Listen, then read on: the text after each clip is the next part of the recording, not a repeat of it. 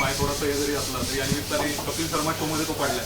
हो. कसं काय वाटलं मला? चांगलं वाटतंय. म्हणजे मागे शाहरुख हवाई अयोध्यामध्ये आला होता आणि आता आम्ही इकडे आलो. ते साठलोट चांगलं चाललं आहे मला वाटतं. आणि मजा येते. म्हणजे मराठी त्याही अर्थानं अपग्रेड होते.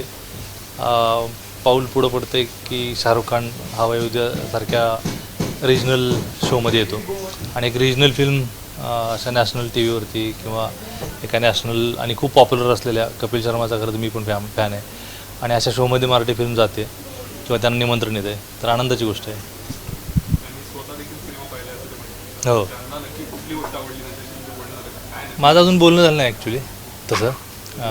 पण काय माहीत आता, आवडली ही गोष्ट छान आहे.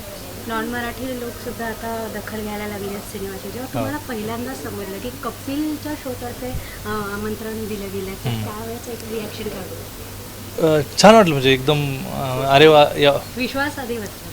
हा विश्वास म्हणजे मला वाटलं की हा मी तुझ्याकडे बघून बोलू इकडे. अच्छा. म्हणजे मला आश्चर्य वाटलं की हिंदी शो आहे. नॉर्मली हिंदी फिल्म्स तिथे प्रमोट केले जातात किंवा त्यांना बोलवलं जातं. पण मराठीतली पहिली फिल्म कदाचित असावी सैराट, मला माहीत नाही नेमकं.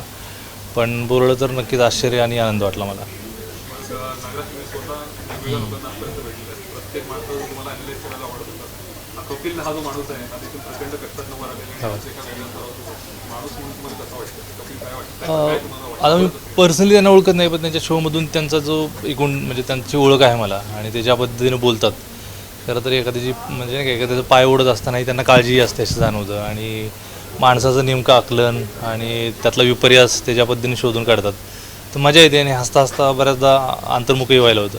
त्यामुळे मला आवडतो. आणि तो इतका हसमुख माणूस आहे, इतका म्हणजे छान माणूस आहे की मस्त वाटतं. मला त्यांच्याबद्दल जास्त खरं बाकीचं पर्सनल माहीत नाही, पण नक्कीच भारी असावं. त्यांचे जेवढे शो मी बघितलेत आणि जेव्हा कधी बोर होतं, मी टी व्ही घरी माझ्या नाही, पण मी यूट्यूबवर त्यांचे शो बघत असतो. बघायचो मी कॉमेडी नाईट्स. तर छान, एकदम भारी माणूस आहे. शेवटचा प्रश्न विचारते. सिनेमा सैराटने 80 कोटी कमवले आहेत. मराठीतली पहिली फिल्म आहे, तर त्याच्यावर आता हा पण एक आणखी एक माइलस्टोन आहे की 80 कोटी कमवले आणि अजूनही ती 5व्या-6व्या आठवड्यात आहे. अजूनही थिएटरमध्ये लोक बघत आहेत आणि सगळ्यांना आवडते. अजूनही मला फोन मेसेज देत आहेत. आणि भारी वाटतं की 50 कोटी करील तर खूप मोठी गोष्ट होईल असं वाटत होतं. पण आता एक एक करत करत तिनं 80च्या पुढं पण आता पल्ला गाठलेला आहे.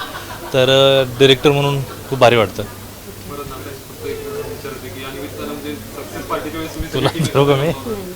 आणि खूप धमाल केली होती. त्यानंतर या मंचावर सगळेजण एकत्र तुमची अख्खी टीम बऱ्यापैकी सगळेजण आहात आणि धमाल करत होतो. कसं वाटलं मला? आता मी हे भविष्यातलंच बोलू ना. म्हणजे बाकीचे वेगळे बोललेत, मी वेगळा बोलले. पण तुम्ही सुरुवातीला मला तर इथं स्टेजवर काय करू? नाही नाही, सगळ्यांसोबत आज पुन्हा एकदा टीम सगळी एकत्र येते आणि धमाल केली आजमध्ये. अच्छा. असं वाटलं मला पुन्हा एकदा एकत्र.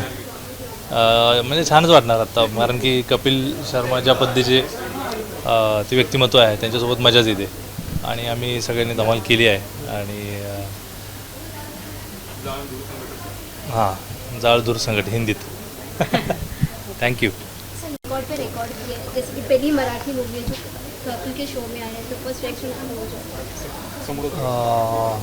मतलब बहुत अच्छा लग रहा है कि मराठी मूवी हो के भी एक नेशनल जो टीवी है उस पर एक जो इतना पॉपुलर शो है, इतनी पॉपुलर हस्ती है कपिल शर्मा, और उनके शो में हमें इनवाइट किया गया है, तो ये बहुत खुशी की बात है. और सैराट हर किसी को पसंद आ रही है और कपिल शर्मा भी उससे बच नहीं पाए, तो अच्छा लगता है. नेशनल अवार्ड से लेके 80 करोड़ तक का टक्कर क्या थे, सोचा था ऐसे? देखिए, कुछ हद तक सोचा तो ज़रूर था कि लोगों को ये फिल्म पसंद आएगी, क्योंकि जब स्क्रिप्ट का पहला नरेशन हुआ था तब से लेके उसके अलग अलग जो प्रीमियर या और प्रीव्यू शो हुए थे, बर्लिन में जो शो हुआ था, तब भी मुझे एक गट फीलिंग आया था कि ये फिल्म ज़रूर लोगों को अच्छी लगेगी.